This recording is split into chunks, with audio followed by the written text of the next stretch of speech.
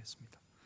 오늘 말씀의 제목, 교회 밖에서도 빛나는 새 사람, 말씀의 제목을 그렇게 정합니다. 계속해서 골로새에서는 그리스도 안에서 변화된 사람들에 대해서 이야기하지요. 특별히 그리스도 안에서 변화된 새 사람은 교회 안에서 뿐만이 아니라 교회 밖에서 일반적인 삶의 자리에서도 빛이 나야 되겠지요. 3장까지가 교회 안에서의 일반적인 신앙 생활 가운데의 그런 모습이라면, 이제 4장부터는 교회 밖에서도 우리 그리스도인들이 어떻게 살아야 될 것인가에 대해서 말씀하고 있습니다. 어제 4장 1절은 보신 것처럼 종들에게 그리고 상전들에게 하는 말씀으로 3장에서 이어지는 말씀이지요. 4장 1절, 상전들아 의와 공평을 종들에게 베풀지니 너희에게도 하늘의 상전이 계심을 알지어다 라고 말씀합니다. 그리스도 안에서 빛나는 새 사람은 어떤 사람입니까? 다른 사람들을 존중하고 존대하는 사람입니다. 당시에는 주인과 종으로 구분되어 있고, 종들은 주인의 처분에 의해서 값으로 산 존재니까 너무나도 홀대 당하고, 또 심지어는 그 종의 생명까지 주인이 박탈할 수 있는 권한이 있었지 않았습니까? 그런데 당시 사회 통념을 완전히 깨뜨리는 이야기를 바울 사도가 골로새 지역 교회에 편지하고 있지요. 의와 공평을 종들에게 베풀어라. 말도 안 되는 얘기지요. 멀리 갈 것 없이 우리나라 조선시대 그 전에만 봐도 종과 또 주인의 개념이 있지 않습니까? 그런 상황 속에서도 상전이 종들에게 의와 공평을 베풀어야 된다고 말합니다. 종에게 의와 공평을 베풀라는 것, 그것은 의로우신 하나님을 본받아 종들을 동등하게 대하라는 의미죠. 하나님 앞에서는 나나 종인 너나 당신이나 똑같다 하는 거지요. 근데 그런 시각이 없으면, 하나님 아래 하나님 앞에서 당신이나 나나 똑같다는 생각이 없으면, 하나님이 생각되지 않으면 나는 당신보다 높은 자다, 우위에 있다, 이 생각들을 하게 되는 것 아니겠습니까? 모두 하나님을 더 높은 상전으로 모시고 있는 하나님의 종들입니다. 목사만 하나님의 종이 아니지 않습니까? 여러분 스스로도 주의 종이라고 생각하시지요? 맞습니다. 그런 표현이 맞는 겁니다. 주의 종입니다. 다 주의 종들입니다. 그런 상황 속에서 우리의 주인은 주님이고 우린 다 종들이에요. 그런 생각을 가져야 다른 사람들을 존중하고 존대할 수 있다는 겁니다. 그러기에 하나님의 종들이 다 서로 다 주의 종이기 때문에 이 안에서 어떤 차별도 차이도 있어서는 안 되는 거지요. 우리는 그것을 교회 밖에서의 삶에도 적용해야 되는 겁니다. 그래서 모든 사람들을 존대하는 자세를 가지셔야 합니다. 그래야 이렇게 다른 사람들을 존중하고 존대하지 않겠습니까? 여기 어제 선병원 주차장에 저희 교단입니다만 종신대학 총장이신 박성규 목사님의 이제 빙부상을 당하셨어요. 그래서 어제 주차가 선병원 우리 일하시는 권사님들 어제 오셨던 분 말씀 들으니까 주차가 하루 종일 누가 돌아가셨는지 궁금할 정도로 막 이렇게 막 차가 엄청나게 왔다는 거예요. 근데 주차하시는 분들을 이렇게 상대하면서 보니까 그 남자분들이 그렇게 상냥할 수가 없더래. 그래서 도대체 누가 돌아가셨는데 이렇게 주차하는 사람들이 좀 다른가 그랬더니 그냥 존대하고, 그랬더니 다 목사들이라는 거예요. 그래서 제가 얼마나 다행인지요.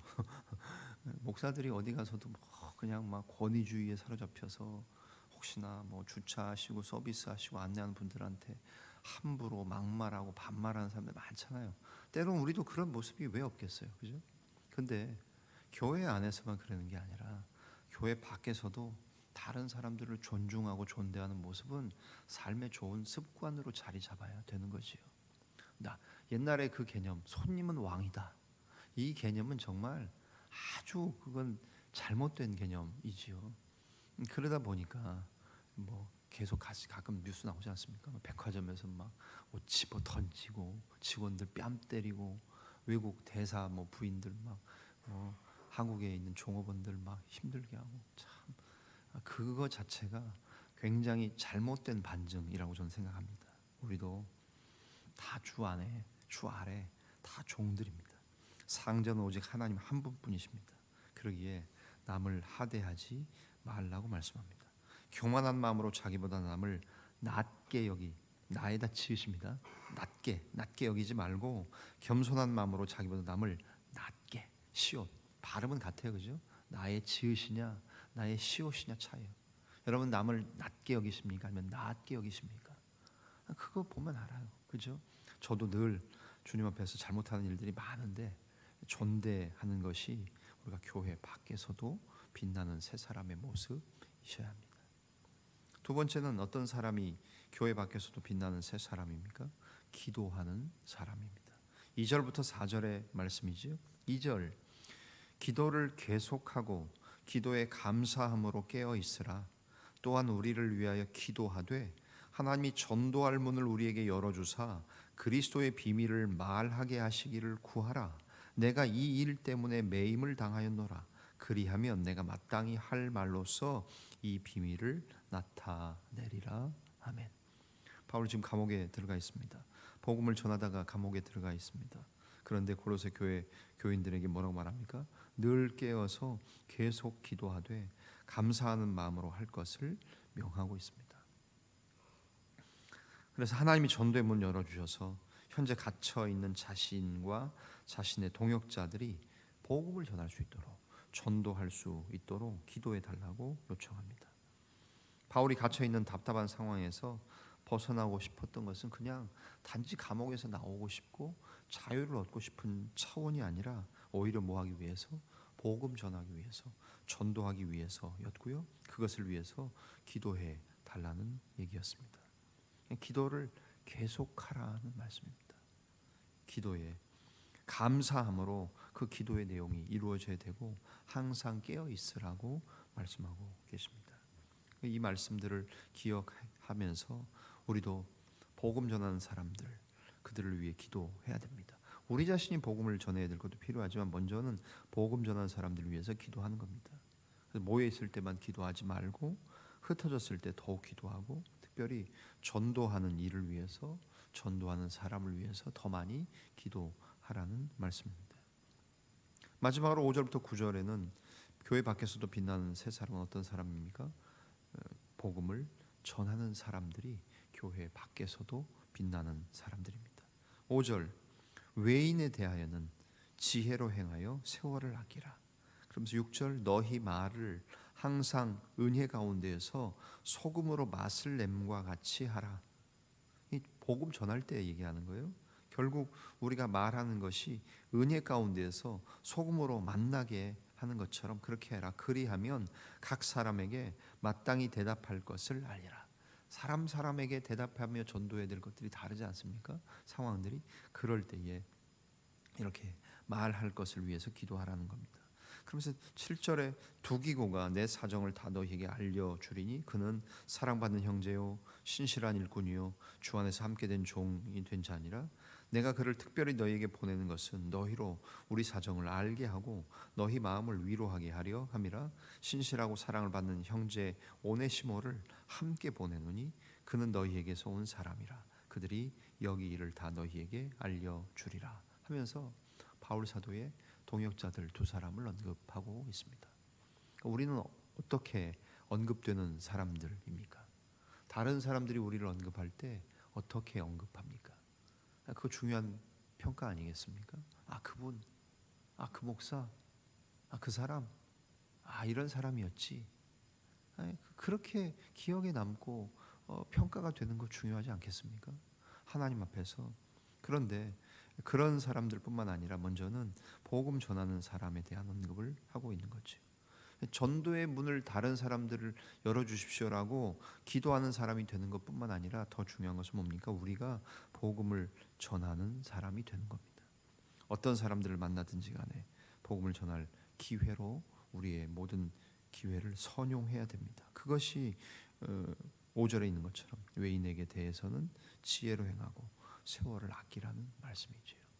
하나님 앞에서 대화할 때, 말할 때도 소금으로 음식만 내듯이 친절하고 재치 있게 말하면서 사람들이 복음에 대해 질문을 하면 언제든지 대답할 것을 잘 준비하고 있어야 된다는 이야기입니다. 이처럼 우리는 힘써 복음 전하는 사람들이 되는 것, 그것이 교회 밖에서도 빛나는 새로운 사람의 모습이어야 합니다. 오늘 세 가지를 말씀했죠. 먼저는 존대하고 존중하는, 안 믿는 사람들 중에도 멋있는 그런 사람들 많잖아요. 그게 신사예요. 그게 숙녀지. 옷 잘 차려입고 좋은 차 끌고 다니고 뭐 돈 있는 척 해도 그게 신사가 아니라 모든 사람들을 존대하고 존중하는 사람 뿐만 아니라 기도하는 사람, 복음 전하는 사람들, 사역자들을 위해서 기도하는 사람, 마지막으로는 본인 스스로가 복음 전하는 사람, 이런 사람이 될 때에 우리는 교회 밖에서도 빛나는 새 사람이 된다는 말씀입니다. 오늘 토요일 이 아침에도 여전히 여러분들의 좋은 습관을 좇아, 토요일 그런 마음이 좀 이렇게 푸근해지잖아요. 그러죠? 그래서 늦잠 주무시고 싶고, 오늘은 온라인으로 하자 그런 분들도 많고, 출근도 안 하시니까 더 여유 있게 집에 계시는 분들도 많잖아요. 그런데 여러분 오늘 말씀처럼, 그죠?